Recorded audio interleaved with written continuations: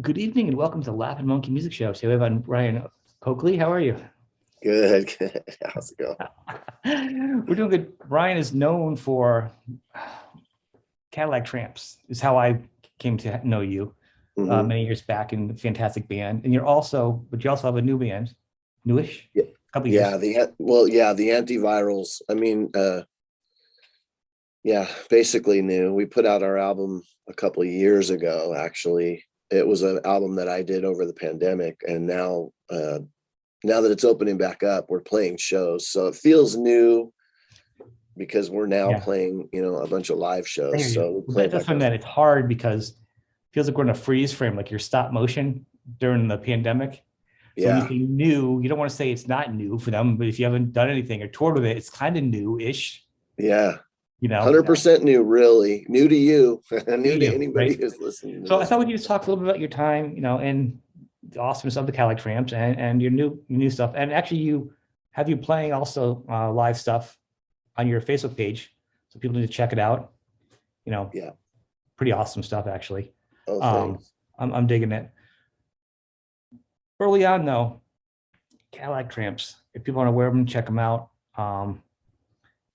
You guys were just. Did you guys have a formula? Even you wanted like a goal? I mean, to me, you guys were just like punk, blues, and metal, shaken up Hmm. with a really good melody to it. Always had a good melody. You know, Yeah. was it just an evolution, or do you guys all kind of bring your own pieces in and say, we're leaning here too much, we're leaning here too much, or just It was really actually pretty natural. Uh, we were all from the punk rock scene, the local, Mhm. Orange County and Long Beach punk rock scene. We all grew Right. up in that area, and we all were at the same shows and the same places, although we didn't know each other. So early on, it was a basis of punk rock that brought us together. And when we met, weirdly enough, so like the kind of conversations when we first met were like, what kind of music are you into? You know how you talk to people at shows, Yeah. like when you're younger, man, and you're like, what kind of music are you into, bro? Gabby the singer and Johnny Two Bags the guitar player, they were like, they would say stuff like, well, I'm into the Damned. Like one of my favorite bands is the Damned, and I'm also really into Johnny Thunders, you Mhm. know. And it was like, so you put the Damned and Johnny Thunders together and you kind of get a bluesy punk, right? Yeah. And then if you take, so then what I would say, I was telling them is like, I'm into, Iggy Pop, I'm into Black Flag, the Circle Jerks. Yeah. And I also said I'm into James Brown too. You know what I mean? It was kind of like weird. So if you take all that stuff that's mentioned and you stir it up in a pot, you end up getting the Cadillac Tramps. So it wasn't like we said, let's make a band that is this or that, We were friends. We were friends at the time, and we still are. Johnny Two Bags is still in Social Distortion. He is in Social Distortion. He's been in ever since uh, Dennis Donnell died. Yeah. Mike got Johnny to replace Dennis Donnell, and Social Distortion was kind of a big influence, and they're kind of like that same similar genre. Yeah. So it was kind of what was going on in our area and what we grew up with. Yeah. Social D's are kind of pretty solid. They've been solid through the years. Nothing changes. You Yeah, know, they are legit yeah. to Mike's a great songwriter. It's just great songs. I mean, it's cool. Well, that's what it comes down to. I mean, that's one of the good things about the Cadillac Tramps. It's got a lot of good songs. You know, it's got the groove into it, Yeah, but there's a good melody. Gabby had a good melody and yeah, a good sound. You know, and I yeah. think We yeah, used to, we put a lot. I mean, I kind of came into the band with some songs, mhm, and then they had a set of songs that they were it was just starting when I joined. And I brought like Barb Wire. There's the mhm, song Barb Wire was a song that I actually I had in a band prior to the Cadillac Tramps. And there's a song on that Don't Go record called Monster Zero, and yeah, that song was one that I had before the Cadillac Tramps. And it was just kind of uncanny how that, it fits. those songs were just exactly what those guys were looking for too. So Well, yeah, you guys do have a sound together. It's usually a best collective of music, and all the artists kind of just mesh and you make a sound. Yeah, That's it. And Gabby had a voice that was like, and I'm gonna say it's like in a good way, like all my favorite singers don't sound like they could be on one of those TV shows with these certain right. voices. Oh yeah, yeah, like Right. yeah. Because you could say they have a technical voice in key in a studio, whatever, fine. But you couldn't take any of those singers, well, most of them, I don't want to be totally jerk, but you couldn't take Sure. most of those singers and put them in any of my favorite rock bands. Anybody, it would just sound horrible, Yeah, like if you saw Mick Jagger or Bob Dylan or Right. even Rod Stewart, maybe if you saw him on one of those shows, they might not win. Right. And that's They the would whole be thing. very distinct, but they might not win the show. That's the thing. I think almost being distinct and singing in key or almost in key, and not Gabby is, I'm just saying in general, there's something Yeah, about sure. that in a song Yep, that is what really makes it a great song and a great artist, a great band. 100%. But that also carries over in your band. You singing too. You got your own sound too. It's once again, it's your own thing, and it's great. It holds, it holds well. Playing guitar and singing though for you, how's that? Well, it's actually pretty natural. It's Okay. weird. We just played a show this weekend, and the Antivirals, the band that I'm playing, is my focus right now. Yeah. When I contrived the band, my idea was I made the record, and I did play 90% of everything on the record. And the idea originally was I wasn't going to play guitar in this band. I Really? wanted to be, because I started out loving Iggy. You know what I mean? I come from a place where it was like my original idea of what was cool in music was to be like that frontman guy and be kind of free. And Right. I noticed, like, if you can hold your mic real close and you can move around the stage, you can do so much more without having to be tied to the guitar. And then just, series of events happened. I ended up playing guitar, because I had two guitar players and one of the guys had to move. And then the other guy, Joe, had to move. And so it was like, okay, now, I'm playing guitar. We got this new guitar player, Chris. We're working him in. We're supposed to play this weekend. He gets COVID. Oh, And it was like, oh, okay.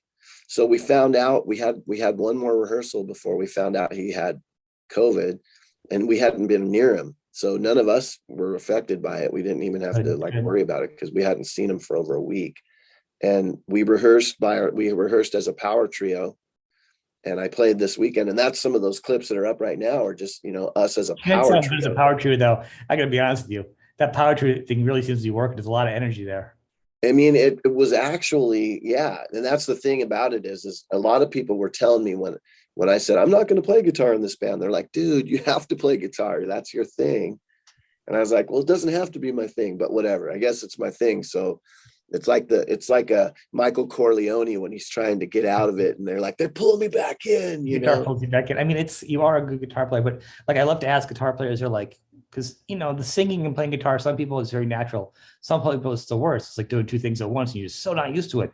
Even if you're the best guitar player, like a lot of guitar players have started new bands and they want to sing, but a lot of them weren't doing background vocals. So they weren't singing all along, Right.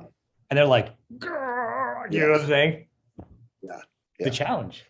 I mean, it's something that I have to work at. It comes pretty natural to me, actually. Weirdly enough, it comes pretty natural. But the idea is it is work, because you have to do both things. I mean, and I would say if anybody's out there and they're like, how play guitar and sing at the same time, man, how do I do that? You just have to practice doing it. It's like magic, voodoo, black magic. It's hard. I mean, it's not easy. And that's why I didn't want to play guitar in the band in the first place, because I wanted to be free to do one or the other. In the Tramps, I sang a lot of backup vocals, Right. but it's way easier to just play guitar and rip and just move around. It holds you into a box, for one thing, singing and playing, because you could be a movement guitar player like I like to be, but if you're singing and doing that on the mic, so you're stuck in a little box, So you don't really have options. You do Garth Brooks. It takes practice. Microphone thing there, and you run around. Oh yeah, I always joke around like the Garth Brooks thing.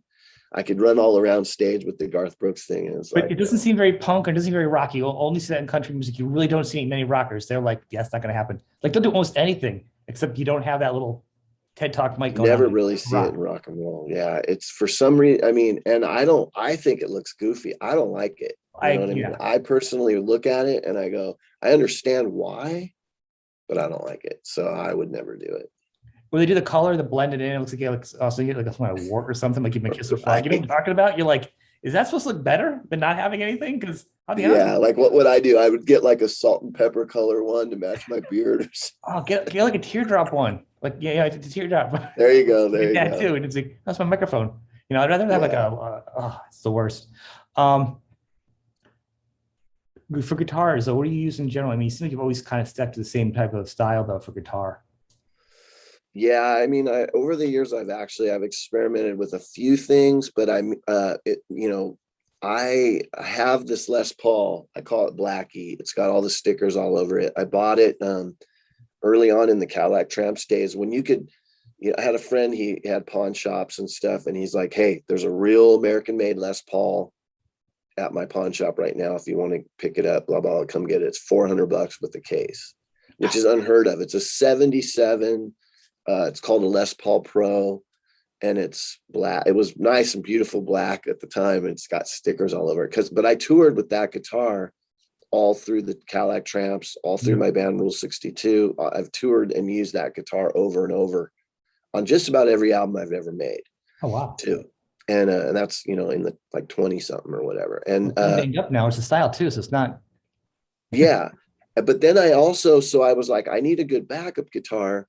So I bought a Tele in about 96. I bought a Telecaster that was like a Fender modified Telecaster. And it's an American made Tele, but it does not sound like a Tele. It actually, it's got two Seymour humbuckers in it. Seymour Duncan, the patent pending 59s or whatever. So they're like a 70s sound. It's actually got the identical kind of pickups that I have in that Les Paul. They both have the same setup. So the Tele is what I used on that power trio that weekend. I keep going back to those two guitars because they are just, I made a little while where I was playing with a Gretsch, and that Gretsch had TV Jones pickups in it. So that was kind of cool. It was set up unlike a Gretsch. It had TV Jones pickups that were developed by Billy Gibbons, So it was more like a rock sound, crunchy rock sound than a twang sound for a Gretsch. But I swear though that Tele and that Les Paul, they stay in tune, they're reliable, they're just well built, nice guitars. And I'm not like have a million guitar kind of guy, I still have two guitars that I use and that's it.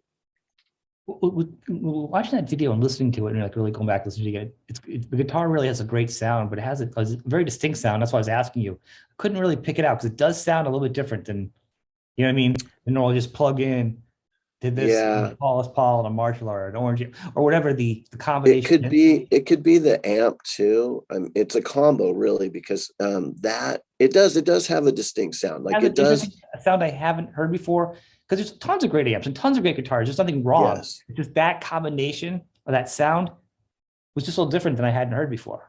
Yeah, and you know what? The sound man at the show, he made a comment because the two bands that played before us were both using Marshall half stacks. Yeah. And I used to be a Marshall guy forever in the Tramps. I was a Marshall guy, and I finally let my Marshall go. And I got this because I used an orange amp. One day, Gabby and I, when Gabby was still alive, we were at a rehearsal and it was a studio that they supplied amps, and they had these orange amplifiers in there, and I had never really used an orange. I plugged into it, and I go blang, and we both went, wow, that thing sounds good. And it's almost like the sound I've always been looking for from my Marshall, but never got.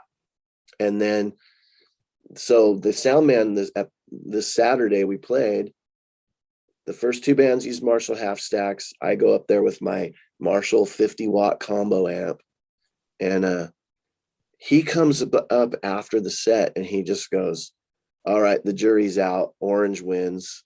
Orange beats Marshall. You know, yeah. He was attributing it to the amp. It's a combo though. You know, it's just the way Orange is a great amp. I actually have I just got for Christmas, my daughter bought me a tiny one. Here's the mini yeah, one, the desk. yeah. It sounds huge and it's great. So yeah, I'm either Orange or you can see in the background Vox. Those are my two amps I love. Yep. Actually, Black Star is great. I love the other ones, but those are my favorite sounds I've been digging the past couple of years. Sure. You know? And that little orange I got on my desk, it's just the best. Yeah. It's good. Crazy. They're good amps. They're good amps. I mean, I don't see myself ever going back to Marshall. That's for sure. Feels like it's a good warm 70s style amp in a way that it could be punk or classic rock. It just feels kind of just got a little bit of a dirty, warm sound to it. Yeah. But it's very flexible, very malleable to a lot of different types of sounds. And you can tweak it. Yeah, except for especially that rocker verb, the rocker verb combo, particularly that I have, you can set it on half power. So it's 25 watts or 50 watts. It's got two the vintage 25, Celestion speakers in it. And it's got reverb, which I don't use the reverb. I don't for my kind of music, reverb's just gonna wash it out. I need more nuts than that. But you hit pretty hard though too. Yeah. You're strumming pretty hard. Yeah, I do. I play a little. What are you using for strings and gauges? I'm kind of curious. I've been using 11s forever. Really?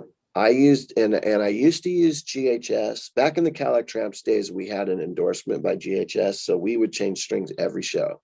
And for tramp sets, Cadillac Tramp shows were like they would push on to like an hour and a half, or more of playing, and it was really not singing and playing. I was hitting even harder. Yeah. So we would change strings every show.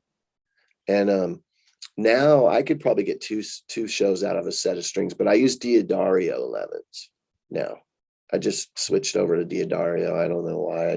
I like them though. They're really consistent. And I love them. In fact, all my guitars Diodario actually sent me a bunch of stuff recently, and a box of them. Yeah, they're good stuff. I sent everything. I get the acoustics from that, all different ones. I've been playing around, and prior to that, I was just playing around with the GHS boomers. I was trying every type of style. You know how you go down doing the tone chasing, and then you're doing a string, and then you're doing the gauge. What kind of brand? You try really super light, and then I'm like, how did ZZ Top and Eddie Van Halen use such light strings? Yeah, you know what I'm saying? You know what else?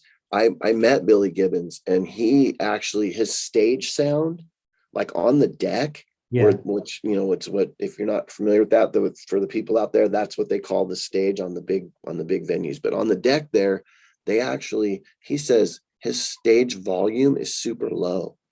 Really? They'll have like whatever an amp he's endorsed by at the time, they'll have that out on the stage, and he switches endorsements all the time. It just does that. But then in the back, they'll have his real rack that's really putting the sound out. But on stage level, they said their stage level is really low. It's crazy. It's crazy. But like that's one thing. And as an artist, like, and I talk to a lot of people, how very, very different it is. It's not just one style, one volume, one string. There's so many pieces. Yes. Between strings, guitars, in ears, and then you like, what is some people just their mix will be just, I have to hear just my guitar and maybe a little drums, and then I'm gonna need, or I'm doing this. And some people are like, bury me the lowest. I need to hear everybody else so I can play with them, which is usually means you're trying to play with the band instead of leading the band. Yeah. I like to hear it. I like to hear everybody. I'm one of those, I want to hear everybody. I don't want to hear myself too loud, because then I get real self-conscious, because when I'm too loud, I can hear every mistake too. You know what I mean? Or I know, but you're also going to play to your band though. If you're going too fast, too slow. Yep. If you want to be good in the mix, you want to be able to hear what other people are doing, and there's a lot of other bands I talk to, like if they're jamming or they're doing an open spot or improv, you need to know what's going on. Yeah. I guess when you see the leader, you don't care, and you're like, that's your gig in the band, you're the boss. Right. Everybody else kind of follows you. Then it could work. Yeah. It just depends on the dynamic of the band. Yep. And I like it. I tell people that because I don't really teach guitar. I'm not a guitar teacher at all. I don't even really know what I'm doing, really. I mean, I do what I do. Like, I'll tell people, I do what I do. I try to stick I think when you have, like you said, there's so many choices. Mm-hmm. So really, sometimes it's about figuring out what your parameters are going to be for, like, because I like to talk to young bands. And I always tell them, one of the things I tell them is like, pick a lane, because there's so many choices. If you just go all over the place, you're going to water down, everything. It's like, if you keep every day you show up with a new guitar to the band practice, and it's like, dude, what's your sound? Do you have a sound? Your sound is any sound today. It's like, so you pick a lane, and then, the thing about, gosh dang it, I lost my train of thought there. What were we talking about? Well, I know we talk about starting with gear and Oh, that's right. Yeah. But I mean, it's like, pick a lane, pick a style, and then also, yeah, listen to the other band, listen to the rest of the band. Like, I heard that from a jazz player a long time ago. Mhm. If you really listen to everybody else, you're going to know what to play. Especially like with my music, with punk rock, and it's like, it's got there is a certain groove and there's a pulse. Yep. And if you want to hear the pulse of punk rock, really listen to the Ramones and listen to what the guitars do with the drums, man. It's like, there's a pulse there with that. Even though they're doing downstrokes, they're not just going da, da, da, da, da, da, da, da. They're pulsing with the drums really well. And it makes it sound more powerful. That's the unique thing, actually, with the Ramones. I was just talking to Legs McNeil about his friends with Joey, and they're really excited. Like, oh, we just shaved down the set to like 35 minutes. Like, they just shaved like another minute. Like, they get excited when they can shave down even more time on their thing, because the timing was so good on them like that. There's certain bands that's their thing, or AC/DC is the same way. They're very tight like that. But I think what's really just like, if you look back now, I would say it would be really great for young artists. I would say is learn a little bit about jazz, even if you do punk. If you learn about jazz, the concepts of it, it will carry over in every type of music, and it will help you appreciate everything. When you're young, when you're young cat, you're like, I don't care about jazz. It's crazy. But as you get older as a musician, you go back, you're like, oh, that's got a jazz property. That's got a jazz theory. It doesn't have to be jazz. You know what I'm saying? Yeah. And if I'd known back then, oh my God, you just, Helmet, like a lot of bands just, you listen to them really complex, you're like, oh, jazz. You know what I mean? Yeah, because it's principles, really. It's like the principles behind why they're doing what they're doing can carry over to anything. It's like, once you figure out what's the principle of tempo, say, or what's the principle of just rhythm and being locked in, the bass and the drums, being locked in. Yeah. And it almost makes you, if you allow knowing you're the person that you're playing with, allowing them to be them, allows you to be better. Like, it's almost like the giving part of that genre can help you become a better player, which sometimes when you're in punk and rock and metal, you're not giving an inch. That's your time. You're the, you know what I mean? Yeah. Everyone's that rock star, but if you can be giving, that's a band that will last. Has songwriting changed for you a lot over the years, or? Yeah, I mean, sort of. A lot of the antivirals music was like, all the songs basically were inspired, and not inspired necessarily by the pandemic, but inspired by the emotional response and the anger and the angst and the fear that was bubbling up from the pandemic, especially in the United States, and with like the news and the political situation and all that. And what happened for me when I was a very young guy trying to write music, when I first heard the Sex Pistols and the Clash and the British first wave punk stuff, when I first heard that stuff, I realized, like, you can say anything you want in a song. It was incredible to me. It was just like, I hadn't thought of that. I was, you listen to the radio and you're hearing like Steely Dan or Supertramp or even ZZ Top or whatever. It's all cool, but you're kind of listening to these like metaphoric rock songs. Right. And then what happened was punk rock made it so I could say whatever I wanted. And during the Cadillac Tramps, I was really careful to write in a way that didn't alienate anybody's from anything. Right. It was like, it could mean one thing to one person. It could mean one thing to another person. I'm still trying to make a point. I still have South Africa was obviously an anti-apartheid song. It's like, that's on the nose, with my songwriting now, I'm actually tending to be a lot more on the nose. I'm saying exactly what I think, exactly what I feel, and I'm not filtering it at all. So in that sense, it's changed in the lyrical content a lot. The other thing that's Rock, Steely changed, Dan. right? And the other thing that I've changed kind of in a way really is because, like you said, Cadillac Tramps, you'd say it's like a mix of this, that, the other thing, punk, blues, metal, whatever you want to add in there, all the different things. With the antivirals, I made a conscious effort that I just wanted this to be punk rock. Like if you go, what kind of music is Coakley's new band? Punk rock, straight up. And you might want to say old school punk rock because it harkens more back towards like the Dam Right. or the Circle That is a hard Jerks or call now Black because there's Flag. old school and new school. And there's something wrong with the new stuff because that's their generations, Right. how they've heard it. And you can't be that guy at the door saying that's not legit or this is legit. You talk about the blues, it's not legit. It's legit if you do it and you enjoy it, it's from your heart. Now, if you do it and you're like, 100%. you know, well, you heard, I want to be the Clash. I heard Sex Pistols inspired me. So someone goes, I was inspired by Green Day. You're like, oh no, well, no, but Green Day was inspired. You have to start somewhere, you know? But then if you can, you want to go back to your roots though too. You go, who did Green Day listen to? Who did so-and-so, you know what I mean? You always go back one or two more. Oh, sure. Good idea. Interestingly about Green Day, the Cadillac Tramps, we were touring and we did shows with Green Day. We did shows with Green Day in Berkeley at Berkeley Square, where they're from, when they were coming up.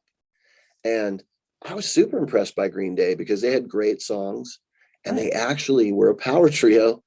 They have an additional guitar now and some keyboards and stuff that they do for like the big concerts. But then they were in clubs.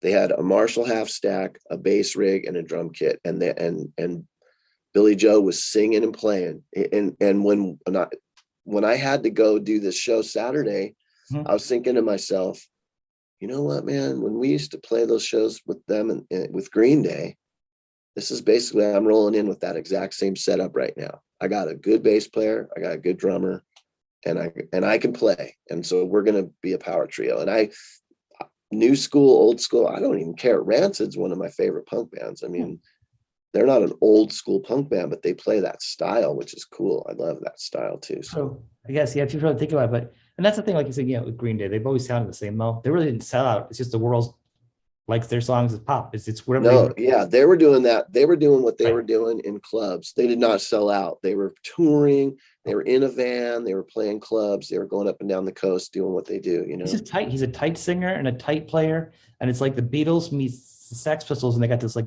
melody thing that he has that he's really good with. Yeah. And he's a great songwriter. I mean, you have to have good songs. That's the other thing I like to tell bands. You know what I'm saying? When we talk punk, and I think I want to be clear that we're being very clear about it, there's nothing wrong with Green Day. It's pretty awesome. But when some people get like, oh, any band that you can get a shirt at Hot Topic, I can't listen to that. That's not punk. You get more than that. People just, love music. And so what is as we start to kind of wrap this up, where's your future plans here with this? You're just going to start doing gigs? You're going to start reaching out more? We're going to start playing more shows and hopefully, hopefully travel a little bit, take it on the road a little bit. And the thing we put out our own music. I have my own record label, Nadine Records Media, and you can check it out at nadinerecordsmedia.com. And that's also the company that we put out the Tramps documentary and all the other kind of stuff that we. It's a multi. I missed that. I just so focused on the documentary. People should need to check that out too. Oh, sure, yeah, and there's a link for right now the Tramps documentary. We had released it with a company that was a regular distribution company. We signed a deal with them for 3 years because if they messed up the distribution, we wanted to get it back. Right. They kind of messed up the distribution, so we have it back now. We're going to re-release it, but there is still a place where it can be rented and stuff, but it's not everywhere like it used to be. So NadineRecordsMedia.com. What I really want to do in the future is I want to put out some vinyl for this band, and but I don't want Nadine Records Media to do it. We're more of a media company than a record company. So it's like I want to do like some kind of a deal with one of the cool local record labels in our area and do some vinyl or some split vinyl with other bands and that kind of stuff. We want to have fun with it. I think split vinyl is hard though, because you want to support the artist, but you just rather they have more songs on it. Or if you don't like the band, you're buying half of an album, you don't like it, it feels like a waste. Yeah, have your band have 2 more songs on it. Yeah.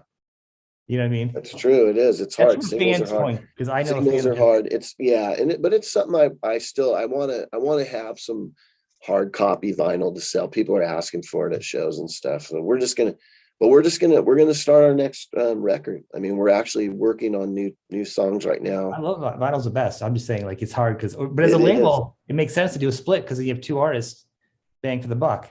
But as a Yes. fan, unless they're two really good bands that you both happen to like, it's like, Yeah. oh, you know. Yeah. Yeah. The split in particular, it can be annoying because you're like, oh, we got a split single, and you're like, oh, I don't like that band. Yeah, exactly. Or you just don't know. You know, it's kind of hard. It's not Yeah. like you go to a concert, you can come late to the show or leave early. You You're got that stuck with advantage it. now. Well, and that's what I love about digital music. Everyone complains about digital music, but actually, I like to go through, sample the ones I want, and buy just the ones I want. You know what I Right. mean? And that's like it, in a way, the consumer has like so much control now. It's awesome. But It's a good thing. I always put the links of everybody. You'll have me send me your links. I'll put them in the bottom of the show. okay, cool. Show and on the podcast and all the other sites that the podcast goes on, Amazon, you know, all of them. The links Sure. will be right underneath it of all your stuff. So when they get done listening, people click on this. You guys are getting two bands for one today. Yeah. You don't know the Cadillac Tramps and the Antivirals. So it's a bonus. Nice. Brian, I want to thank you for being on the show. I want to wish you luck. We'll have you back again. We need some more stuff ready. Yeah. People, check out the links. Any final words you want to say to anybody, or? Just support local music. Go see live bands. Go see your local bands, man. Support them. Come check us out. You can follow us at the Antivirals on Facebook, the Antivirals on Instagram, all the socials, right? Right. It's the socials now. We're on TikTok. We're on Twitter, all that. So check out the music. All right, man. You have a good day. Thanks for being on. all right, man. Thank you.